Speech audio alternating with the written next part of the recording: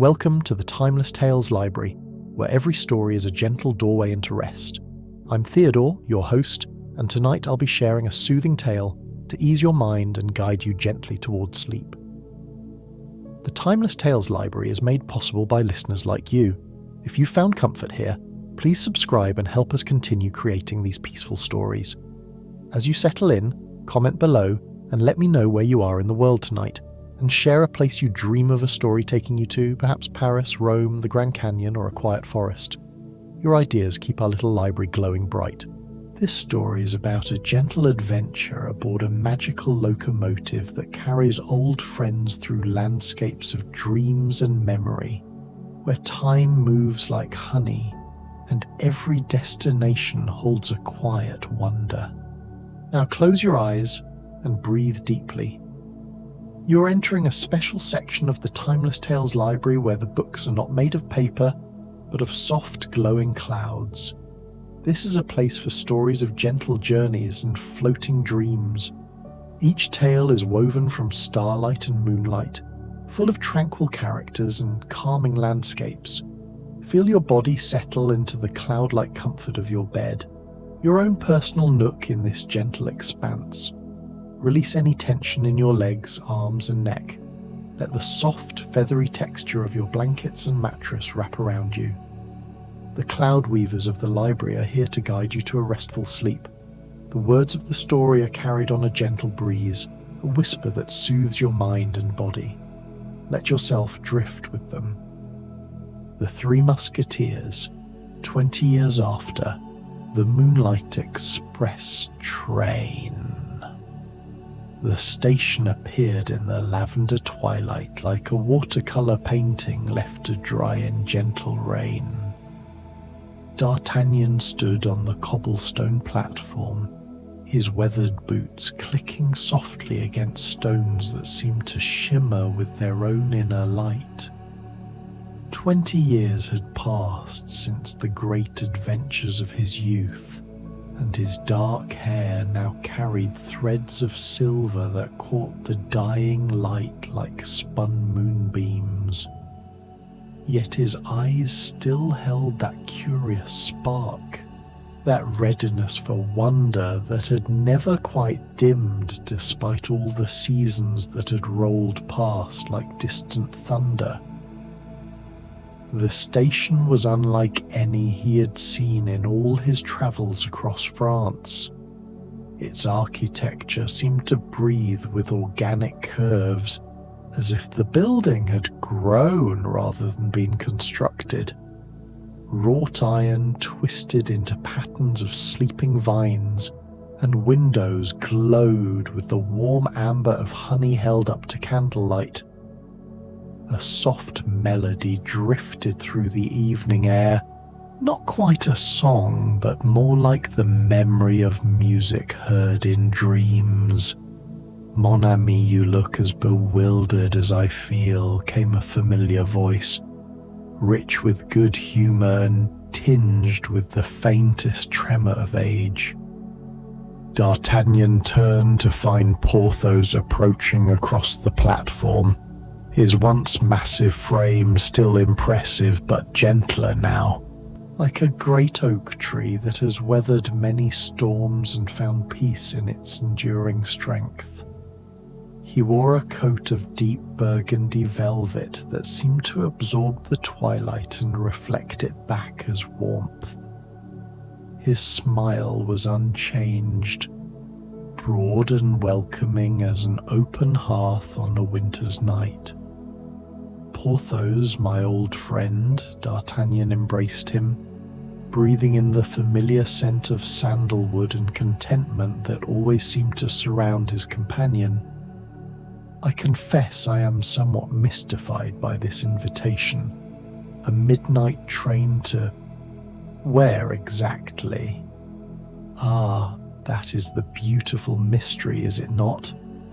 Porthos chuckled, a sound like wine being poured into crystal. The message spoke only of the Moonlight Express and assured us that the journey itself would be destination enough, though I suspect He added with a knowing twinkle in his eye that we shall not be travelling alone. As if summoned by his words, two more figures emerged from the station's glowing entrance. Athos walked with the same measured grace that had always marked his movements, though there was a softness to him now, as if some long-carried burden had finally been set down by a quiet stream. His hair was silver as birch bark, and he wore a coat of midnight blue that seemed to hold stars in its fabric. Behind him, adjusting a pair of delicate wire spectacles that caught the light like dewdrops, came Aramis. The former would-be priest had aged like a fine manuscript, with an air of gentle scholarship about him that spoke of years spent in libraries filled with afternoon sunlight. His coat was the colour of aged parchment, and he carried a small leather satchel that looked as though it might contain either ancient poetry or pressed flowers, or perhaps both. Gentlemen, Athos nodded, his voice carrying the same quiet authority it always had, but warmed now with something that might have been joy. It seems we're all recipients of the same curious invitation. Indeed, Aramis said, his voice soft as pages turning. Though I must say, the handwriting on the invitation was quite extraordinary. It seemed to shimmer and change as I read it, as though the words were writing themselves. The four friends stood together on the platform as the last light of day dissolved into purple shadows. Around them, the station seemed to pulse gently with its own rhythm, like a great heart beating slowly and contentedly. Other passengers moved about, figures in travelling clothes that seemed to be cut from moonlight and memory, their faces kind but indistinct, as though they were people glimpsed in the corners of pleasant dreams. A whistle sounded in the distance, not sharp or urgent, but melodious and inviting, like a nightingale calling from a garden wall. The sound seemed to come from everywhere and nowhere, carried on air that tasted faintly of jasmine and rain on summer stones. The express approaches, said a voice beside them. They turned to find a station master who seemed to have emerged from the very fabric of twilight itself. He was neither young nor old, but possessed the ageless presence of ancient trees or rivers that have flowed unchanged for centuries. His uniform shimmered in the half-light, a deep blue-green reminiscent of the evening sky just as stars begin to pierce the dusk. Brass buttons caught the faint glow of the horizon, sparkling like captured starlight. His eyes, soft and infinitely patient, held the knowledge of countless travellers who had passed through this liminal place of gentle departures and arrivals, where the ordinary brushed against the extraordinary. His voice, warm and steady, carried a rhythm that seemed to echo the slow heartbeat of the night.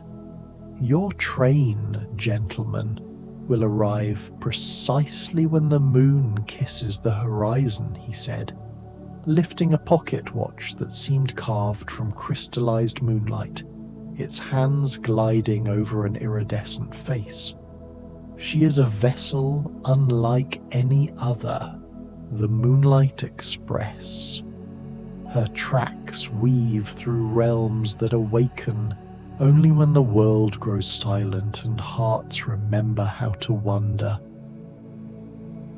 Far down the track, a soft light began to shimmer. not sharp and metallic like an ordinary train, but pearlescent and fluid, bending the air around it in gentle waves. The night deepened, and with the growing glow, the scent of night-blooming flowers, jasmine, moonflowers, and lilac, rolled across the platform in a tender caress.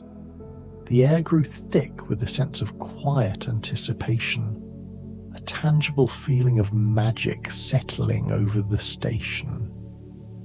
The very cobblestones beneath their feet seemed to hum with a low, resonant frequency, a symphony of unseen energies preparing for the train's arrival.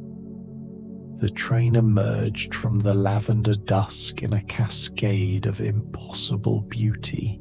Its engine gleamed like polished silver infused with an inner radiance, pulsing faintly, like a heartbeat wrapped in starlight. Steam rose not in coarse clouds, but in luminous spirals that danced upward, forming ephemeral shapes, fluttering butterflies, delicate sailing ships, castles adrift among clouds, before dissolving back into the cool night. The cars were painted in colours that felt plucked from memory itself, the soft sapphire of childhood skies, the burnished gold of sunlight through autumn leaves, the deep emerald of moss-laden forests where time flows differently. Each car told its own story, its surface seeming to shift and deepen as the last light of day faded completely.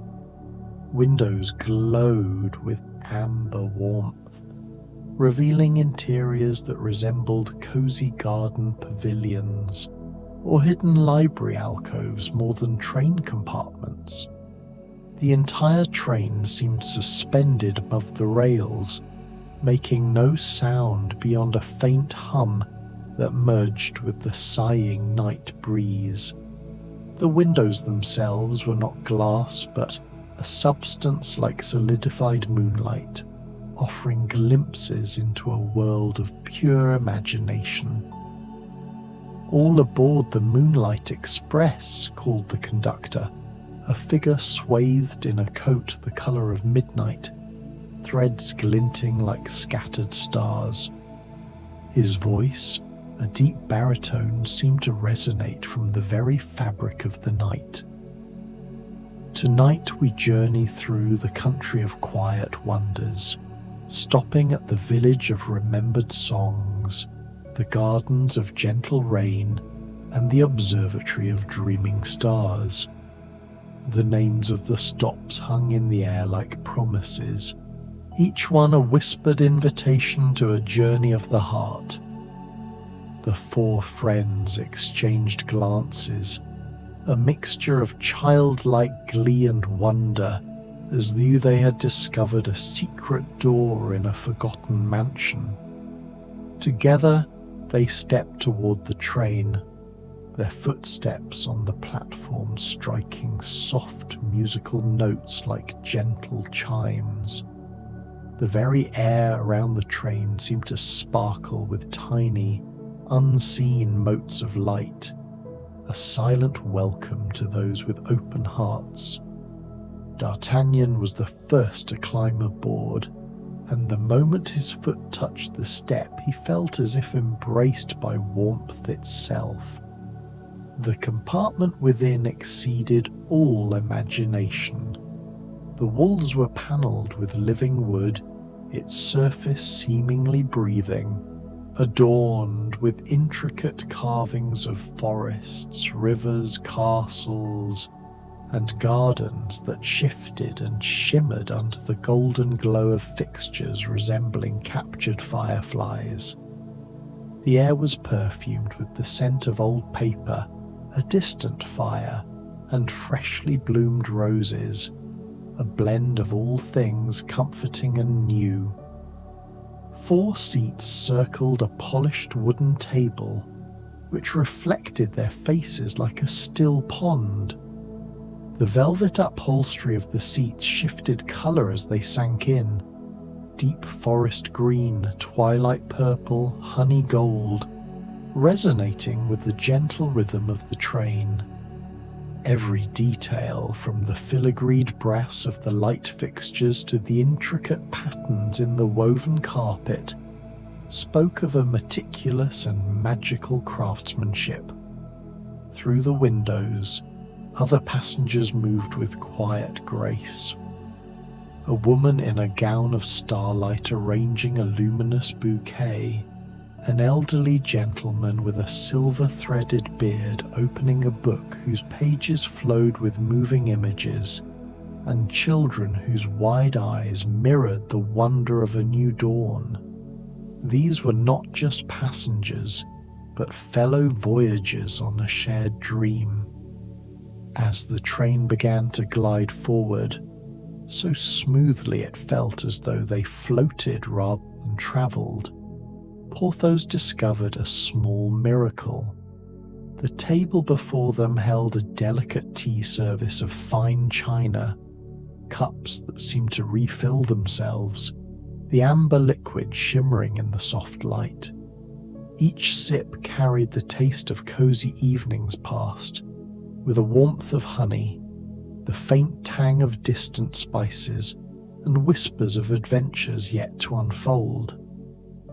Outside, the magical landscape slipped by, painted in shadow and moonlight, as if the entire world had paused to watch their journey.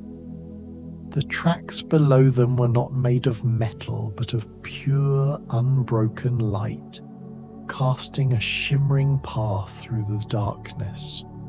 The journey had truly begun. "Gentlemen," Athos said, raising his cup in a toast, "to journeys that take us not to where we expect to go, but to where we need to be." They drank, and the tea warmed them from within, spreading a gentle contentment through their limbs that felt like coming home after a long and satisfying day. Outside their windows, the landscape had transformed into something from a dream of perfect peace. Rolling hills covered in grass that seemed to shimmer silver in the moonlight stretched away into purple distance. Here and there, groves of trees that looked like they had been painted by artists who understood the secret names of all colors dotted the landscape. Their leaves moved in breezes that carried the sound of distant laughter and half-remembered lullabies. "Look there," Aramis said softly, pointing through the window with fingers that trembled slightly with wonder. In a meadow not far from the tracks, they could see figures dancing in a ring around something that glowed with gentle light. The dancers moved with the grace of wind through wheat fields, their garments flowing like water, like music made visible. They seemed to be celebrating something beautiful and eternal, perhaps the very fact of beauty itself, I believe, Porthos said thoughtfully, settling deeper into his chair, that this train travels not through ordinary countryside, but through the landscape of all our best dreams combined. The observation proved prophetic as they continued their journey. They passed through a forest where the trees bore fruit that glowed like lanterns, lighting pathways for small creatures that moved with the purposeful gentleness of beings who knew they belonged to something larger and kinder than themselves. They crossed a river on a bridge that seemed to be built from crystallized moonbeams, and in the water below they could see fish that swam in patterns like living calligraphy, writing poems in a language that spoke directly to the heart. The conductor appeared in their doorway, his presence as quiet and natural as evening mist. Gentlemen, we're approaching our first stop, the village of remembered songs. You may wish to disembark and explore, though time moves differently here. You will know when it is time to return. The train began to slow with the gentleness of a sigh, and through their windows they could see lights twinkling ahead like earthbound stars.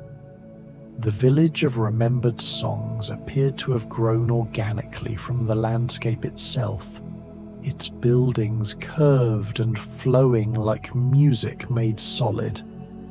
Cobblestone streets wound between houses whose windows glowed with the warm light of 1,000 hearths, and from open doorways came the sound of melodies that seemed familiar yet impossible to name.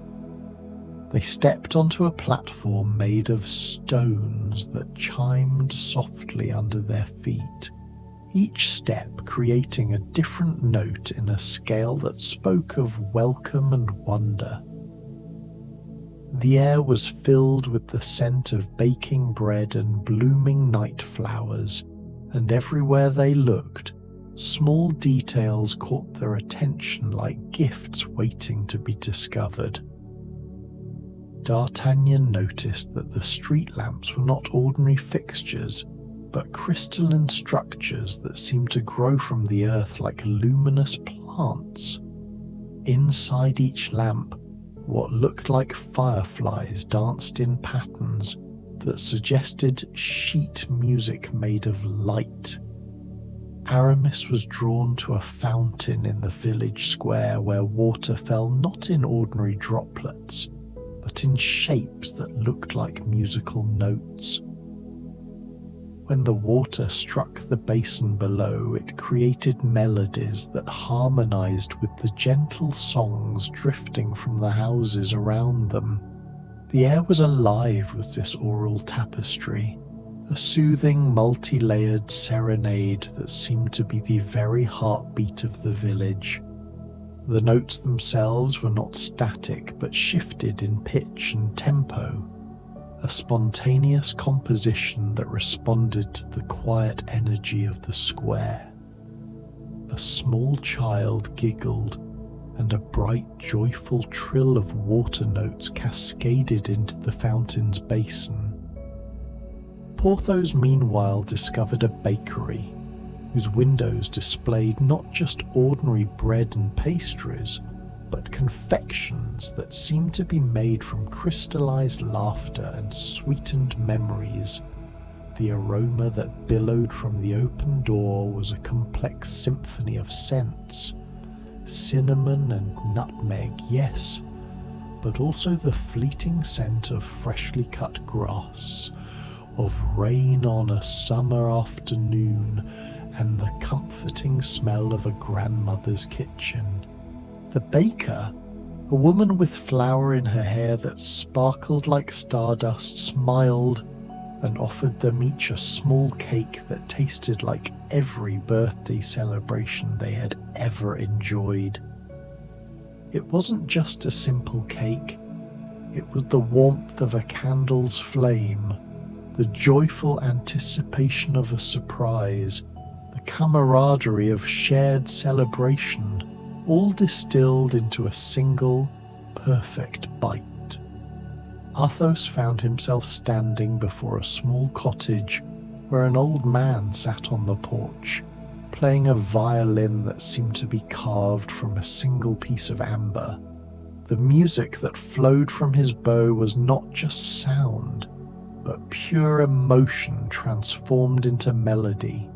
Stories of love found and love lost, of friendships that endured through all seasons, of the quiet satisfaction that comes with the life well lived. The notes seemed to hang in the air, luminous and tangible, painting pictures of sun-drenched fields and moonlit forests. The music was so profoundly beautiful that it seemed to bypass the ears and go straight to the soul, resonating with a truth that words could not capture. "Welcome, travellers," the old musician said, his voice as warm as his music. "Would you like to hear a song of your own journey? Every soul that passes through carries a melody unique to themselves." He gestured to benches that seemed to have been waiting just for them, their surfaces worn smooth by the passage of time and countless stories. They gathered around him, settling onto the wood, each feeling a sense of homecoming. The old man closed his eyes and drew his bow across the strings, and the melody that emerged was indeed their own story. It wasn't the heroic fanfare of their younger days, but a deeper, richer harmony of friendship, of wisdom earned through experience, of the peace that comes with accepting both joy and sorrow as parts of a larger, more beautiful composition. It spoke of shared hardships overcome, of quiet moments of companionship, of the unbreakable bond that had been forged between them. As the last notes faded into the night air, they felt a gentle chiming in their hearts. The train was calling them back.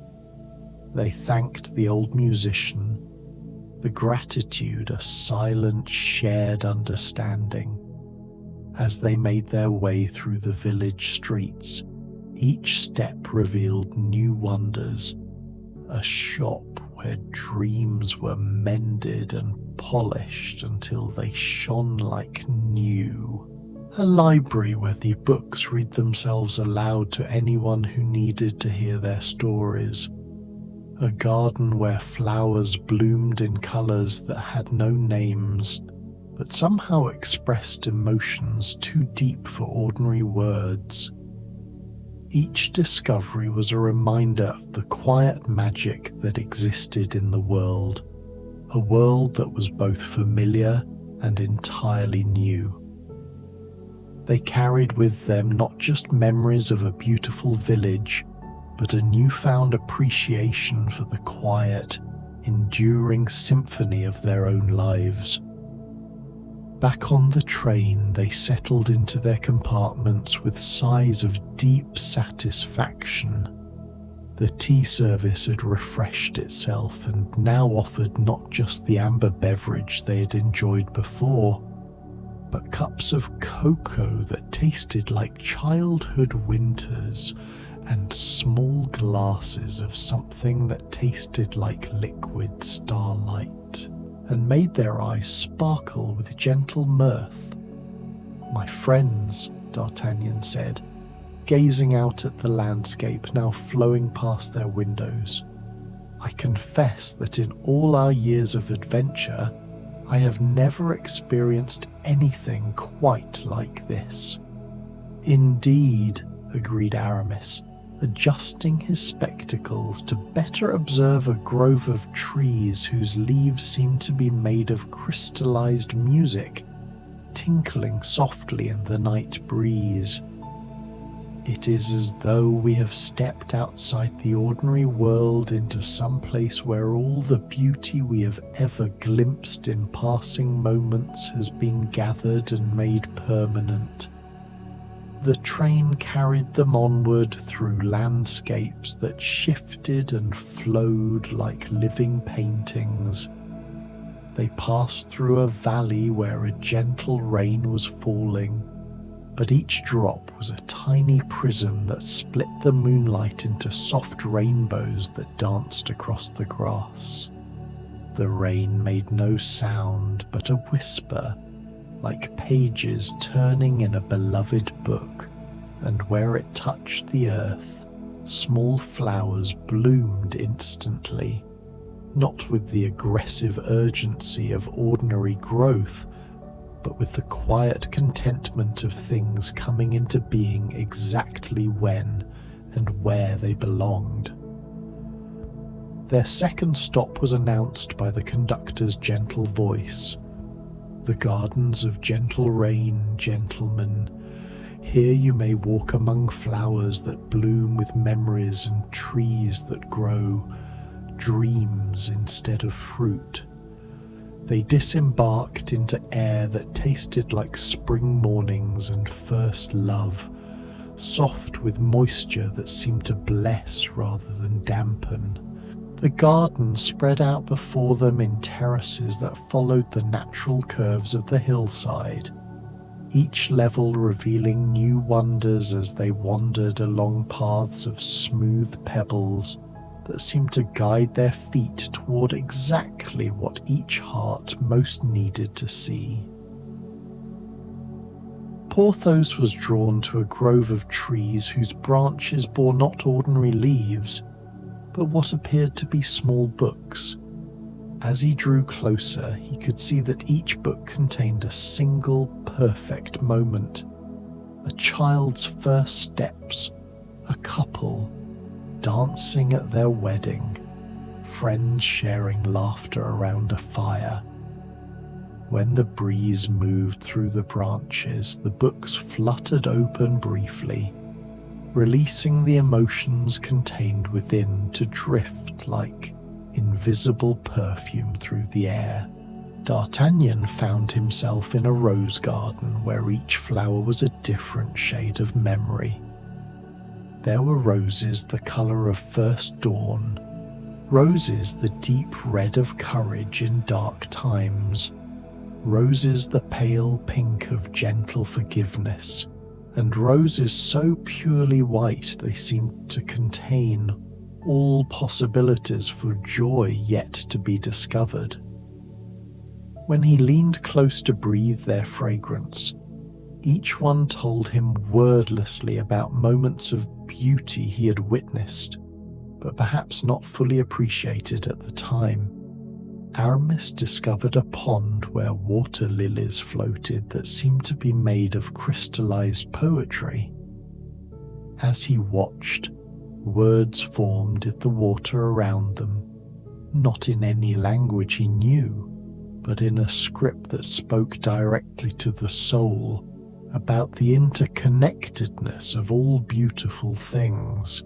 Fish swam beneath the surface that looked like living jewels, and their movements created ripples that carried the words to the edges of the pond where they dissolved into the soft earth, perhaps to bloom later as flowers that would speak the same truths to other wanderers.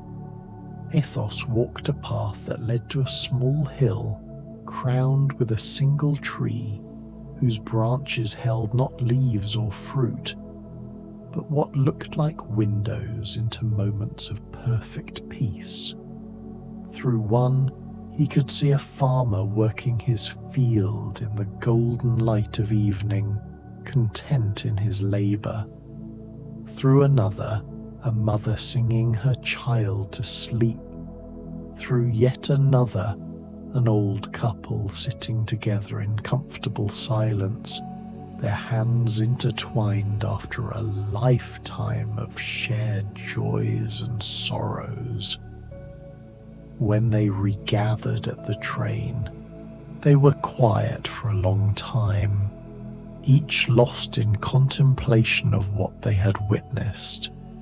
The landscape outside their windows had transformed again, and now they travelled through what appeared to be a region of gentle hills covered in grass that glowed with its own inner light. Creatures moved through this ethereal meadowland, not quite horses, not quite deer, but beings that seemed to be woven from moonbeams and contentment. They lifted their heads to watch the train pass with eyes like liquid starlight, and their gaze was so peaceful that it seemed to bless the journey itself. "You know," Porthos said eventually, his voice soft with wonder, "I find myself thinking that perhaps this is what we have always been searching for, even in our younger days. sought adventure and glory. What do you mean, my friend? Athos asked, though something in his tone suggested he already understood. This sense of being exactly where we belong, exactly when we belong there. This feeling that the world is vast and magical and kind, and that we are an essential part of its beauty rather than strangers passing through it. Aramis nodded thoughtfully. In the village, when that old man played our song, I realized that every moment of our lives, even the difficult ones, had been necessary notes in a larger harmony that we could never have heard while we were living it day by day. D'Artagnan smiled, an expression of such deep contentment that it transformed his weathered features back toward the bright young man he had once been. And now we get to hear it playing all around us. Listen.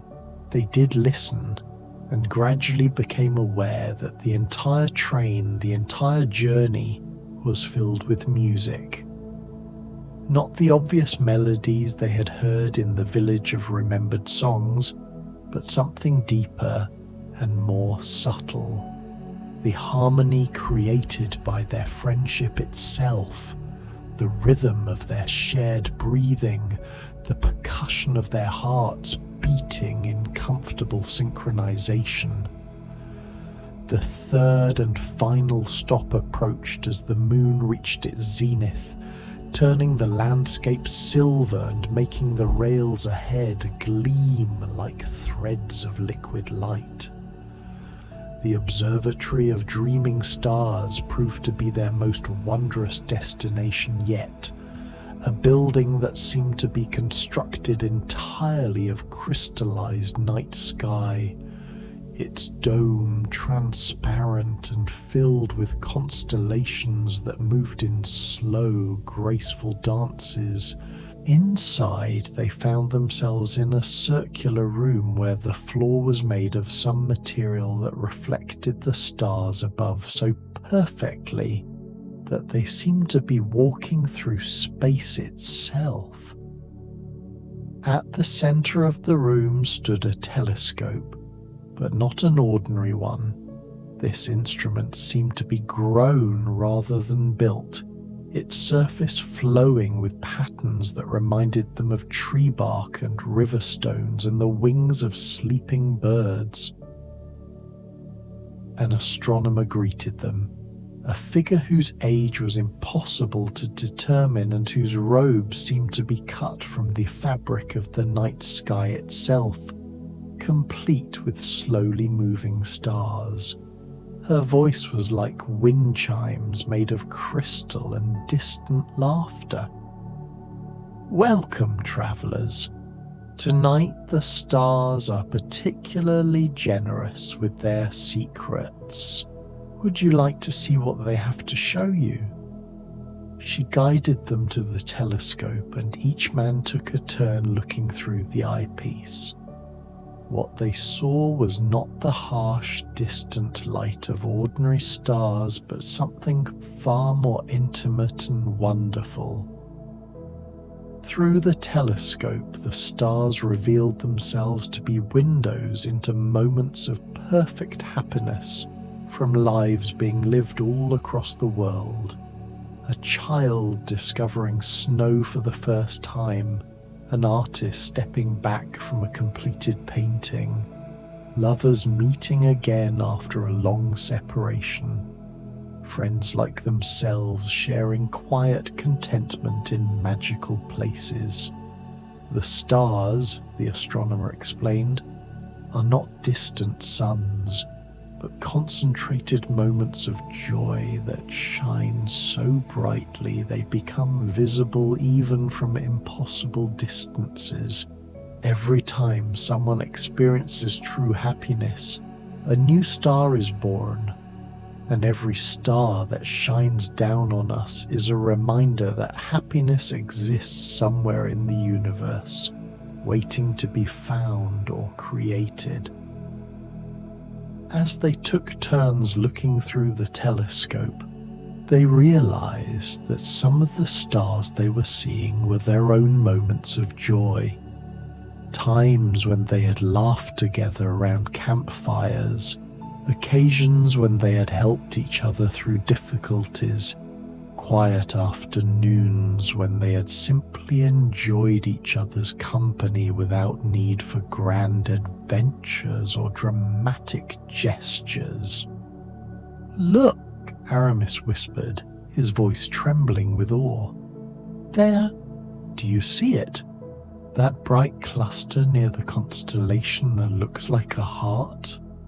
They looked where he pointed, and indeed they could see a group of stars that pulsed with particularly warm light.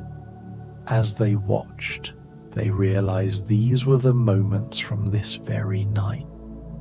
Their wonder at the magical station, their joy at being reunited, their shared delight in each discovery along the journey. Their happiness on the Moonlight Express was already bright enough to shine as stars for other travelers to see and take comfort from. When they finally returned to the train for the last time, the landscape outside had transformed into something beyond description. They were traveling now through a region that existed in the hour just before dawn, when the world holds its breath in anticipation of light. The sky was the color of pearls and dreams, and in the distance, they could see what appeared to be their destination, a city that seemed to be built from crystallized laughter and sweetened memories, its spires reaching toward a sky that promised eternal gentle mornings. But as they drew closer to this beautiful destination, they realized something wonderful and strange. The city was not a place they were traveling toward, but a place they were carrying with them. It existed in the space between their 4 chairs, in the warmth of their shared tea, in the stories they told without words, in the comfortable silence that held all their years of friendship like a cup holding perfect wine. The train began to slow, and the conductor appeared one last time. "Gentlemen, we have arrived at your destination, but I think you will find that you have been there all along." They looked at each other with understanding dawning like sunrise in their eyes. The magical journey, the wonderful sights, the village of remembered songs, the gardens of gentle rain, the observatory of dreaming stars, all of it had been real, but it had also been a way of showing them what they already possessed. The rare and precious gift of true friendship that had only grown deeper and more beautiful with time. As they prepared to disembark, they realized they felt no sadness at the journey's end, because they understood now that the journey would never really end. Every time they were together, every shared meal, every comfortable silence, every moment of mutual understanding would be another stop on the Moonlight Express. The station where they alighted was the same beautiful structure where they had begun their journey, but now it felt different. Now it felt like home. The platform gleamed in the pre-dawn light, and the air was filled with the scent of morning flowers and fresh possibilities. They walked together toward the station entrance, their footsteps creating the same gentle music they had heard when they first arrived. Behind them, the Moonlight Express waited patiently for its next passengers, its lights glowing softly in the gentle morning. mes amis, D'Artagnan said as they reached the threshold between the magical station and the ordinary world beyond. I propose that we make this journey again. When shall we meet the train? Asked Porthos, his eyes twinkling with anticipation. Athos smiled an expression of deep peace and satisfaction. Whenever we remember that the world is more beautiful than we sometimes allow ourselves to believe, whenever we need to be reminded that friendship is the greatest treasure we have ever discovered, and whenever we wish to travel through the country of quiet wonders, added Aramis softly, for I suspect that country exists anywhere that friends gather with open hearts and grateful spirits. They stepped through the station entrance into a world that looked exactly as it always had, but which they now saw with eyes that had been reminded how to wonder. The sun was beginning to rise, painting the sky in shades of gold and rose, and somewhere in the distance a train whistle sounded melodious and inviting, promising that the Moonlight Express would always be there waiting to carry them to places where the heart remembers how to be amazed by the simple, profound magic of being alive, being together, being grateful for the gift of another day, to appreciate the beauty that surrounds them always, if only they remember to look with the eyes of friends who have learned to see the extraordinary in the ordinary and to find in each other's company the greatest adventure of all.